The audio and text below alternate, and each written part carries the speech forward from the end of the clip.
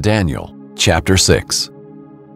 Darius decided to appoint 120 satraps over the kingdom, stationed throughout the realm, and over them 3 administrators, including Daniel. These satraps would be accountable to them so that the king would not be defrauded. Daniel distinguished himself above the administrators and satraps because he had an extraordinary spirit. So the king planned to set him over the whole realm.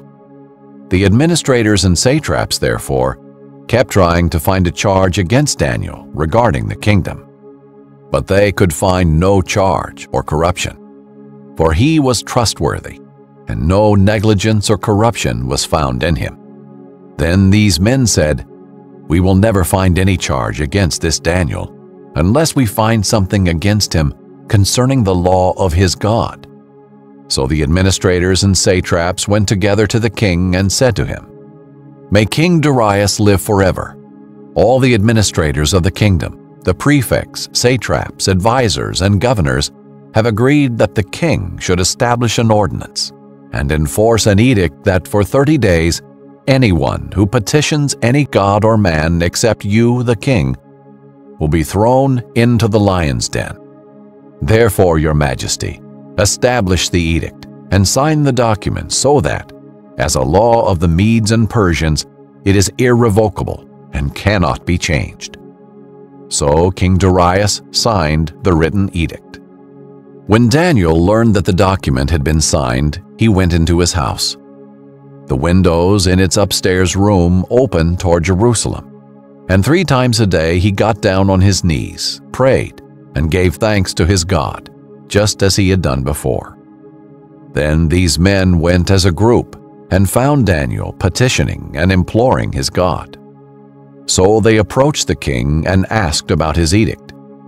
"Didn't you sign an edict that for 30 days any person who petitions any god or man except you, the king, will be thrown into the lion's den?" The king answered, "As a law of the Medes and Persians, the order stands and is irrevocable." Then they replied to the king, "Daniel, one of the Judean exiles, has ignored you, the king, and the edict you signed, for he prays 3 times a day." As soon as the king heard this, he was very displeased. He set his mind on rescuing Daniel and made every effort until sundown to deliver him. Then these men went together to the king and said to him, "You know, your majesty, that it is a law of the Medes and Persians that no edict or ordinance the king establishes can be changed."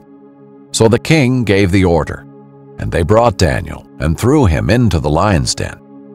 The king said to Daniel, "May your God, whom you continually serve, rescue you." A stone was brought and placed over the mouth of the den. The king sealed it with his own signet ring and with the signet rings of his nobles, so that nothing in regard to Daniel could be changed. Then the king went to his palace and spent the night fasting. No diversions were brought to him, and he could not sleep. At the first light of dawn, the king got up and hurried to the lion's den. When he reached the den, he cried out in anguish to Daniel. "Daniel, servant of the living God," the king said, "has your God, whom you continually serve, been able to rescue you from the lions?" Then Daniel spoke with the king. "May the king live forever. My God sent his angel and shut the lions' mouths, and they haven't harmed me. For I was found innocent before him, and also before you, your majesty. I have not done harm." The king was overjoyed and gave orders to take Daniel out of the den. When Daniel was brought up from the den, he was found to be unharmed, for he trusted in his God. The king then gave the command, and those men who had maliciously accused Daniel were brought and thrown into the lion's den, they, their children, and their wives. They had not reached the bottom of the den before the lions overpowered them and crushed all their bones.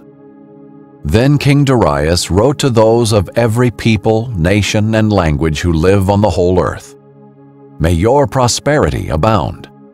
I issue a decree that in all my royal dominion people must tremble in fear before the God of Daniel, for he is the living God, and he endures forever.